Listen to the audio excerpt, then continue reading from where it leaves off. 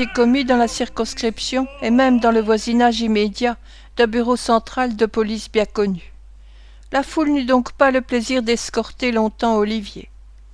À Mutton Hill, on le fit passer sous une voûte basse, et de là dans une cour malpropre située derrière le sanctuaire de la justice sommaire.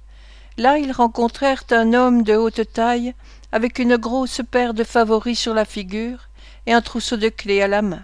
« Quoi de nouveau ?» demanda celui-ci avec insouciance. « C'est un jeune filou, » répondit l'agent de police qui conduisait Olivier. « C'est vous qu'on a volé, monsieur ?» demanda l'homme aux clefs. « Oui, » répondit le vieux monsieur, « mais je ne suis pas sûr que ce soit l'enfant que voici qui m'ait pris mon mouchoir. J'aimerais mieux que l'affaire en restât là. »« Il faut aller devant le magistrat à cette heure, monsieur, » répondit l'homme. « Son honneur va être libre dans un instant. Par ici, petit gibier de potence. » Il invitait par là Olivier à entrer dans une petite cellule dont tout en parlant il ouvrait la porte. Olivier fut fouillé, et après qu'on n'eut rien trouvé sur lui, on le mit sous les verrous. Cette cellule ressemblait assez à une cave. Elle était fort obscure et d'une saleté repoussante, car c'était un lundi matin et elle avait été occupée par 6 ivrognes qui y étaient restés sous clé depuis le samedi soir. Mais ce n'est là qu'un détail. Dans nos postes de police, hommes et femmes sont entassés chaque soir sous les prétextes les plus frivoles, dans des cachots auprès desquels la prison de Newgate, séjour des plus grands criminels condamnés comme tels et jugés dignes de mort, est un véritable palais. Si l'on en doute, on n'a qu'à s'y faire mettre pour vérifier la justesse de la comparaison. Le vieux monsieur parut presque aussi consterné qu'Olivier quand la clé du geôlier tourna dans la serrure, et il jeta les yeux en soupirant sur le livre, cause innocente de tout ce bruit. Il y a dans la figure de cet enfant quelque chose qui me touche et m'intéresse, se disait le vieux monsieur en faisant quelques pas à l'écart et en se caressant le menton d'un air pensif avec la couverture du livre. Serait-il innocent? Il ressemble... Voyons donc, dit-il en s'arrêtant brusquement et en regardant en l'air. Mon Dieu, où ai-je vu une figure comme celle-là? Après quelques minutes de réflexion, le vieux monsieur, toujours pensif, entra dans une petite antichambre qui donnait sur la cour. Il s'assit dans un coin et passa en revue une foule de figures auxquelles il n'avait pas songé depuis bien des années. Non, se dit-il en hochant la tête, il faut que ce soit un rêve de mon imagination. Il se plongea de nouveau dans ses souvenirs.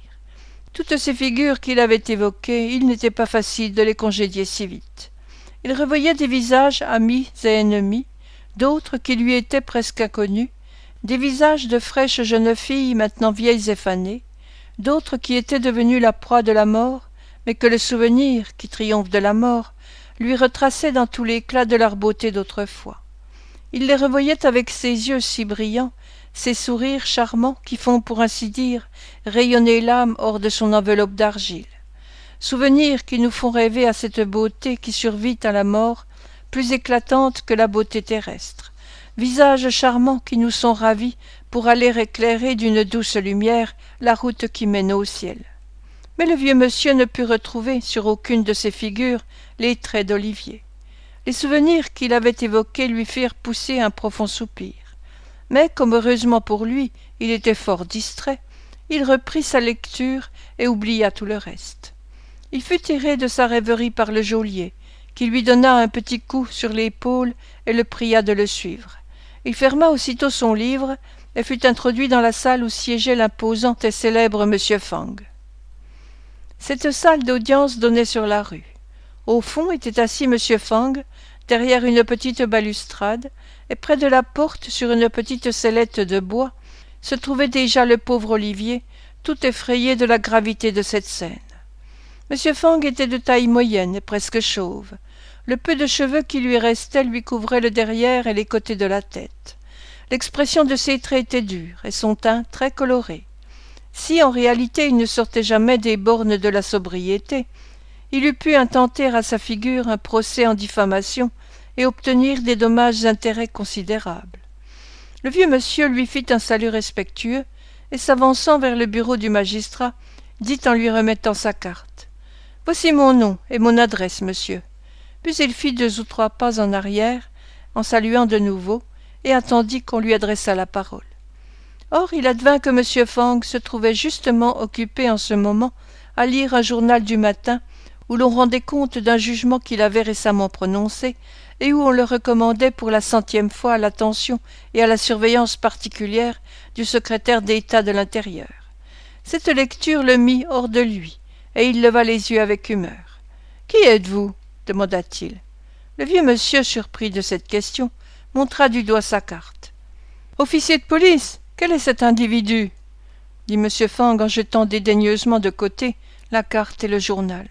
« Mon nom, » dit le vieux monsieur en s'exprimant avec convenance, « mon nom, monsieur, est Brownlow. Permettez-moi à mon tour de demander le nom du magistrat qui, protégé par la loi, insulte gratuitement et sans aucune provocation un homme respectable. » En même temps, M. Brownlow semblait chercher des yeux dans la salle quelqu'un qui répondit à sa question. « Officier de police, » dit M. Fang, « de quoi cet individu est-il accusé ?»« Il n'est pas accusé du tout, monsieur le magistrat, » répondit l'officier. « Il comparaît comme plaignant contre ce garçon, monsieur le magistrat. » Celui-ci le savait parfaitement, mais c'était un bon moyen de tracasser les gens impunément. « Il comparaît contre ce garçon, n'est-ce pas ?» dit Fang en toisant dédaigneusement M. Brownlow de la tête aux pieds. « Faites-lui prêter serment. »« Avant de prêter serment, je demande à dire un mot, » dit M. Brownlow. « C'est que, si je n'en étais témoin, je n'aurais jamais pu croire que... »« Taisez-vous, monsieur, » dit M. Fang d'un ton péremptoire. « Non, monsieur, » répondit M. Brownlow. « Taisez-vous à l'instant, ou je vous fais chasser de l'audience, » dit M. Fang. « Vous êtes un insolent, un impertinent d'oser braver un magistrat. »« Comment » s'écria le vieux monsieur rougissant de colère. « Faites prêter serment à cet homme, » dit Fang au greffier. « Je n'entendrai pas un mot de plus. Faites-lui prêter serment. » L'indignation de M. Brownlow était à son comble, mais il réfléchit qu'en s'emportant, il pouvait faire du tort à Olivier. Il se contint et consentit à prêter serment sur-le-champ. « Maintenant, » dit M. Fang, « de quoi cet enfant est-il accusé ? Qu'avez-vous à dire, monsieur ?»« J'étais à l'étalage d'un libraire, » commença M. Brownlow. « Taisez-vous, monsieur, » dit M. Fang. « Agent de police, où est l'agent de police ? Voyons qu'il prête serment. De quoi s'agit-il, agent ?» Celui-ci déclara d'un ton humble et soumis qu'il avait arrêté l'enfant, qu'il l'avait fouillé et n'avait rien trouvé sur lui, et qu'il n'en savait pas davantage. « Y a-t-il des témoins ?» demanda M. Fang. « Non, monsieur le magistrat, » répondit l'agent de police. M. Fang garda le silence pendant quelques minutes, puis se tournant vers M. Brownlow, dit d'une voix courroucée. « Voulez-vous, oui ou non, formuler votre plainte contre ce garçon ? Vous avez prêté serment. Si maintenant vous refusez de donner des preuves, je vous punirai pour manque de respect à la magistrature. Je vous punirai, nom de... » Nom de qui ou nom de quoi on l'ignore, car le greffier et le geôlier toussèrent fort en ce moment, et le premier laissa tomber par terre un gros livre. Simple effet de hasard, pour empêcher qu'on entendît la fin de la phrase.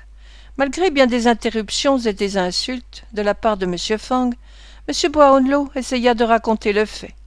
Il fit observer que dans la surprise du moment, il n'avait couru après l'enfant que parce qu'il l'avait vu s'enfuir en courant. Il ajouta qu'il espérait que dans le cas où le magistrat regarderait Olivier, non comme un voleur, mais comme complice de voleur, il le traiterait avec autant de douceur que la justice le permettrait. « D'ailleurs cet enfant est blessé, » dit-il en terminant, « et je crains bien, ajouta-t-il avec force en regardant Olivier, je crains réellement qu'il ne soit tout à fait malade. »« Oh, sans doute, cela va sans dire, » dit M. Fang d'un ton railleur. « Allons, petit vagabond, pas de malice avec moi. Elle ne prendrait pas. Ton nom ?» Olivier essaya de répondre, mais la voix lui manqua. Il était pâle comme la mort, et il lui semblait que la salle tournait autour de lui. « Ton nom, petit vaurien » dit Fang d'une voix de tonnerre. « Officier, quel est son nom ?» Ces paroles s'adressaient à un gros bonhomme à gilet rayé qui se tenait près de la barre. Il se pencha vers Olivier et répéta la question.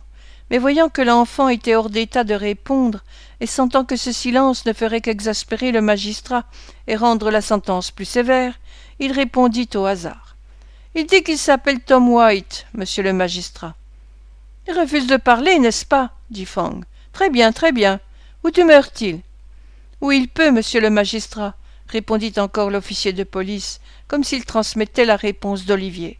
« A-t-il des parents » demanda M. Fang.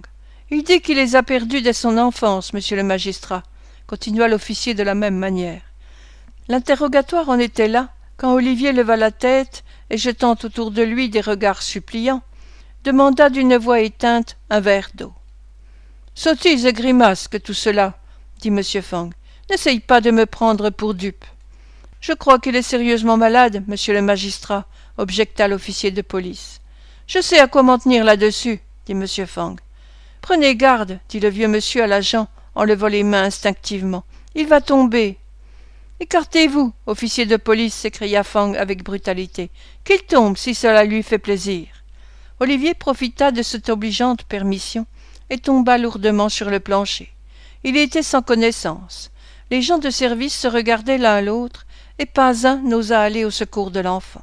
« Je savais bien qu'il jouait la comédie, » dit M. Fang, comme si cet accident en était la preuve. « Laissez-le à terre, il en aura bientôt assez. »« Quelle décision allez-vous prendre, monsieur ?» demanda le greffier à voix basse. « Le condamner sommairement, à 3 mois de prison, » répondit M. Fang, « avec travail forcé, bien entendu. Faites évacuer la salle. » On ouvrait déjà la porte et 2 hommes se préparaient à porter dans la cellule Olivier évanoui, quand un individu d'un certain âge, d'un extérieur convenable quoique pauvre, à voir son habit noir un peu râpé, s'élança dans la salle et s'approcha de la barre. « Arrêtez, arrêtez, ne l'emmenez pas !» s'écria le nouveau venu tout hors d'haleine. « Pour l'amour de Dieu, attendez un instant. » Quoique les hommes de génie qui président aux tribunaux de ce genre exercent une autorité arbitraire et immédiate sur la liberté, la réputation, le caractère et même la vie des sujets de Sa Majesté, quoique dans cette enceinte il se passe quotidiennement des scènes à arracher des larmes aux anges, le public en est exclu et n'est initié à ces détails que par les journaux. M. Fang ne fut pas peu irrité de voir entrer quelqu'un sans permission et d'une manière si peu respectueuse. « Qu'est-ce ? Quel est cet homme ? Mettez-le à la porte, s'écria-t-il. Faites évacuer la salle. Je veux parler, disait le nouveau venu. Je ne veux pas sortir. J'ai tout vu, je suis le libraire. Je demande à prêter serment. On ne peut pas me renvoyer. Il faut que vous m'écoutiez, monsieur Fang. Vous n'oseriez me refuser. Cet homme était dans son droit. Il avait l'air résolu et déterminé, et la chose devenait trop sérieuse pour être traitée légèrement. Faites prêter serment à cet individu, grommela Fang de mauvaise grâce. Allons, qu'avez-vous à dire? Voici, dit le libraire. J'ai vu 3 garçons. Celui qui est arrêté et 2 autres, qui flânaient de l'autre côté de la rue, tandis que monsieur lisait. C'est un des 2 autres qui a commis le vol. Je l'ai vu de mes yeux, et j'ai vu aussi l'étonnement et la stupéfaction de celui qui est devant vous. Tout en parlant, l'honnête libraire reprenait haleine, et il put raconter en détail toutes les circonstances du larcin. « Pourquoi ne pas être venu plus tôt ?» demanda M. Fang, après un moment de silence. « Je n'avais personne pour garder la boutique, » répondit le libraire. « Tout le monde s'était mis à la poursuite du voleur. Il n'y a que 5 minutes que j'ai trouvé quelqu'un, et je suis venu tout courant. »« La partie civile était en train de lire, n'est-ce pas ?» demanda Fang après un autre silence. « Oui, » répondit le témoin, « le livre qu'il tient encore à la main. »« Ah ah, ce livre !» dit Fang. « L'a-t-il payé ?»« Non, pas encore, » répondit le libraire en souriant. « Je n'y ai pas songé, en effet, mon brave homme, » s'écria ingénuement le vieux monsieur distrait. « Voilà un bel accusateur pour venir poursuivre en justice un pauvre enfant, » dit Fang en faisant des efforts comiques pour avoir l'air compatissant. « Je trouve, monsieur, que vous vous êtes emparé de ce livre d'une manière blâmable, pour ne pas dire plus, et il est fort heureux pour vous que le libraire ne vous poursuive pas pour ce fait. Que ceci vous serve de leçon, monsieur, ou vous tomberiez sous le coup de la loi. Je lève la condamnation prononcée contre l'enfant. Évacuez la salle. »« Morbleu !» s'écria le vieux monsieur, donnant cours à sa colère qu'il contenait depuis longtemps. « Morbleu ! Je veux... » »« Évacuez la salle !» cria le magistrat. « Officier de police, m'entendez-vous ? Faites évacuer la salle. » L'ordre fut exécuté et M. Brownlow conduit dehors, tenant son livre d'une main, sa canne de l'autre, et en proie à une colère inexprimable. Il gagna la cour et se calma tout à coup. Le petit Olivier Twist était étendu sur le pavé, la chemise ouverte, les tempes baignées d'eau fraîche. Il était pâle comme la mort, et un tremblement convulsif agitait tous ses membres. « Pauvre enfant, dit M. Brownlow, en s'abaissant vers Olivier. « qu'on aille chercher une voiture bien vite. On fit avancer une voiture. Olivier fut étendu avec soin sur un des coussins, et le vieux monsieur prit place sur l'autre. « Voulez-vous que je vous accompagne » demanda le libraire. « Mais certainement, mon ami, » dit M. Brownlow. « J'allais encore vous oublier. J'ai toujours à vous ce malheureux livre. Montez. » Pauvre enfant, il n'y a pas une minute à perdre. Le libraire monta dans la voiture, et on se mit en route.